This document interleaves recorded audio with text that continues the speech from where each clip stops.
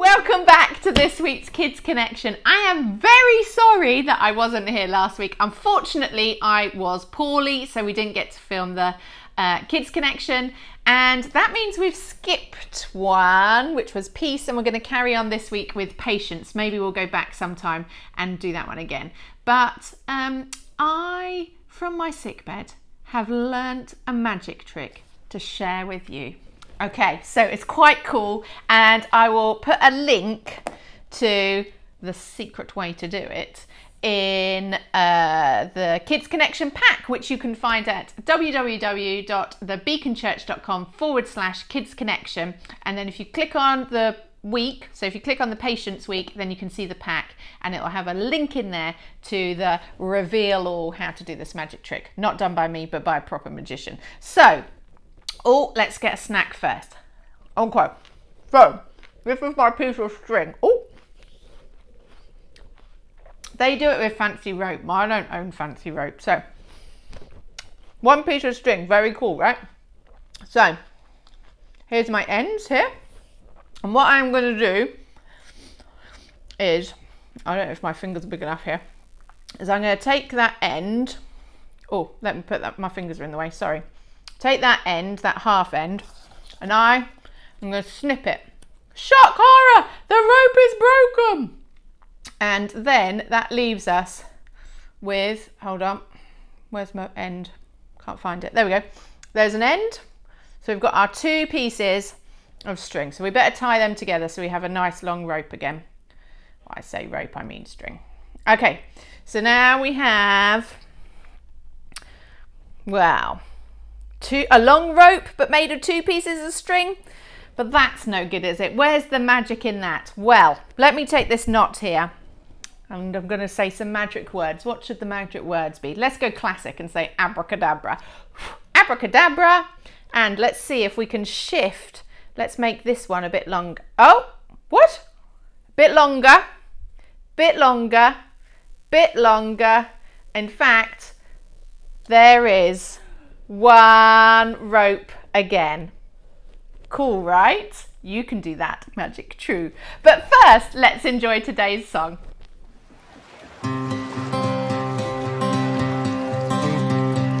In my wrestling and in my doubts, in my failures, you won't walk out.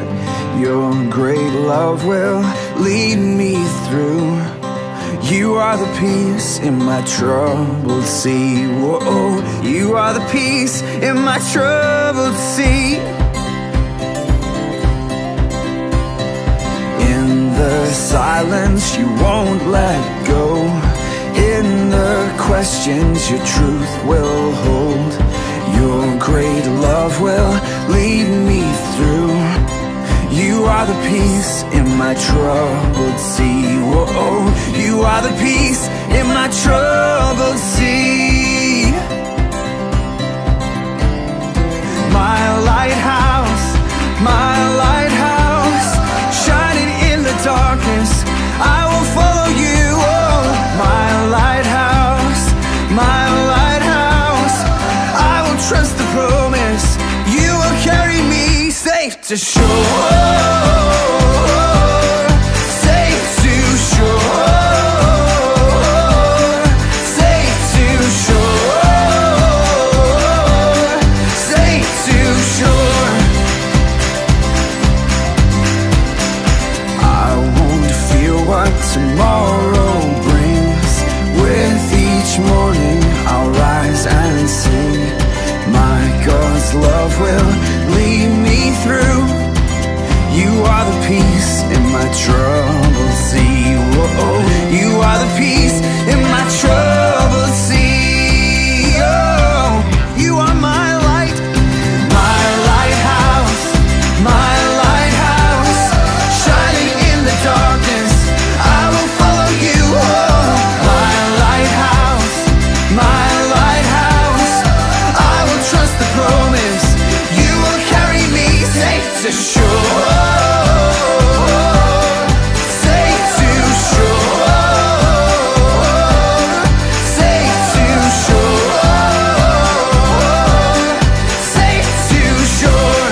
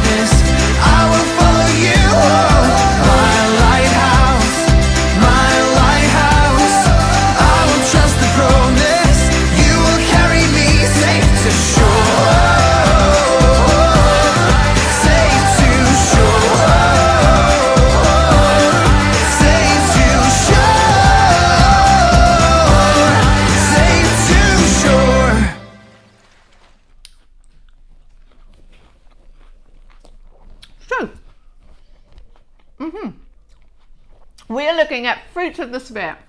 So far, we've done love, joy. We skipped peace, but we'll come back to it.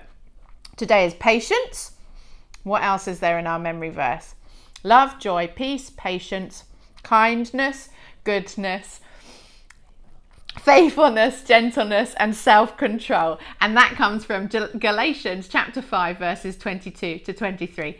I am cheating slightly because Chrissy just mouthed them to me because I kept forgetting them. But I'm sure you can do a much better job of learning them. So today we are looking at patience. And, oh, that one's got to break a bit. What is patience? Well, patience is a bit like waiting. I don't know about you. Do you like waiting? Do you like waiting for your birthday? Do you like waiting for Christmas? Do you like waiting in a really long queue? Like we first had to do it when coronavirus lockdown happened. We had to queue for miles just to get into Tesco's. Did you like that? Did your mum and dad like that? Probably not. I'll be honest, I don't like waiting either. But patience is waiting with a good attitude. Sometimes that's tricky. In today's Bible story, we meet Paul, who is a follower of Jesus, and he has to be super patient in this story. Let's find out what happens to him today. Slapstick Theater. Paul and Felix. This is Paul. Oh, hey. Who told people about Jesus in lots of different places. Many of the Jews did not like what Paul was doing, so they made a plot to kill him. Since Paul was a Roman citizen, he was taken in by the Romans, so they could find out what the Jews had against him. Paul was sent to Felix, the governor at Caesarea. The Jews brought their case before Felix. They said that Paul was a troublemaker and was stirring up riots among the Jews all over the world. Then Paul got his chance to speak. He said that he was not stirring up trouble at all, and that these men couldn't prove the things they said of him.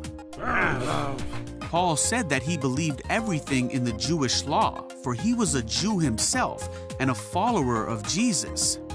Then Felix concluded the council and pushed it off until someone else could decide the case. He ordered Paul to be put in prison, but his friends could still visit him and take care of him. A few days later, Felix and his wife, who was a Jew, sent for Paul. Paul told them all about his faith in Jesus and the truth of what Jesus said. Felix became afraid and sent Paul away. Go away! For the next 2 years, Felix would call Paul before him and talk with him often. Felix hoped that Paul would bribe him, but that did not happen. After 2 years of this, Felix was replaced by a new leader. Felix wanted to gain favor with the Jews, so he left Paul in prison. Paul would go on to have many more trials, but through it all, he continued to speak the truth of Jesus.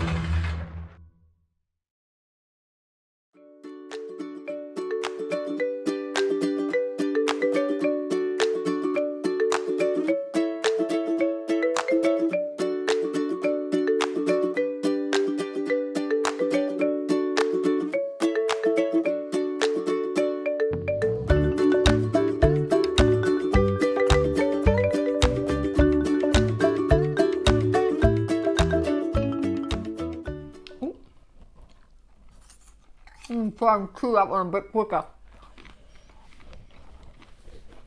So, in our story, Paul had to be super patient because he was in prison for how long? 2 years! That is a long time. And he probably, in fact I'm sure, he was desperate to get out of prison and go back to his job of telling people about Jesus. But do you know what happened in that time? He met some pretty important people. He met like governors, he even met a king and tried to tell them and persuade them all about Jesus. And the other thing that he did was he wrote a bunch of letters to new churches and new Christians that he didn't get the chance to go visit at the time because he was too busy being stuck in prison. Now, I'm sure he thought those letters were important because they're full of good advice. But do you think Paul realised that actually those letters are now in our Bible. And hundreds of years later, Christians are reading them and studying them and learning about God and Jesus because of them. Because Paul was in prison and had this time to write the letters and couldn't go in person. And that means that God had this crazy plan that for Paul just meant he had to be patient. But for us, it meant that we got the Bible. And that is pretty cool. And just goes to show that if we trust in God, that we have to recognize that he has a better plan. But sometimes that plan requires patience. Now, sometimes I think there's something that we might really be praying for that God doesn't answer straight away. Maybe we're praying for somebody to know Jesus as their king, or maybe we're praying for something difficult in our life that we would like to change. And God tells us that we need to be patient and doesn't give us the answer straight away. I'm going to show you a little illustration about patience. And I'm going to use this handy can here. This one's empty. Chrissy drank all this earlier. And I am going to crush this can without touching it. But it's going to take a little bit of patience, and I'm hoping that you'll be patient enough to watch and find out how it happens. But shall we go to my kitchen laboratory? So here is my can that I'm going to crush without using my hands, but it's going to take a little bit of patience. So here I have a bit of water that I'm going to put in here. In fact, this can has so recently been drunk, there's still Coke in it. So we'll hope that doesn't mess up the experiment. Here we go. A little bit of water in here. Okay, I hope that's not too much. And then, actually I don't need that. This is my fire. Don't do this unless you've got a grown-up with you. So I am going, in fact I'm going to turn that down because that's quite a, I'm going to tell a story now, Chrissy. So while we do this, I'm just heating up this can, and I'm going to tell you another quick story about patience. And this story about patience is about a couple who I knew because they were my grandparents. And years and years and years and years ago, like 70 years ago maybe, they felt that God had called them to go and be missionaries. Now that meant going to tell people about Jesus, which we're all called to do, but they especially felt they were called to go and do this in the continent of Africa. And they did all their training and they learned French, and they were all ready to go, and then something went wrong and the organisation they were ready to go with couldn't take them anymore, and it all fell apart. And they were, they were like questioning, why would God do this when we feel that we're called to be, that we have this calling to be missionaries? And then it didn't happen. And you know what? They carried on with their lives, and they had their family, and they had their jobs. And it was 40 years later that actually that original calling came true, and they started to doing some missionary work in a place called Romania. And my granddad had a type of medical job that helped people and did lots of work in Romania. But it was 40 years after that first calling. That to me is a lot of patience, because I'm just a little bit older than 40. So that's my entire lifetime waiting, which would seem like a long time. So sometimes God does call us to be patient. And I'm hoping that we have been patient enough with this can now for me to crush it in a spectacular way without using my hands. Yep, I think we're good to go. Okay, here's hoping. Ready?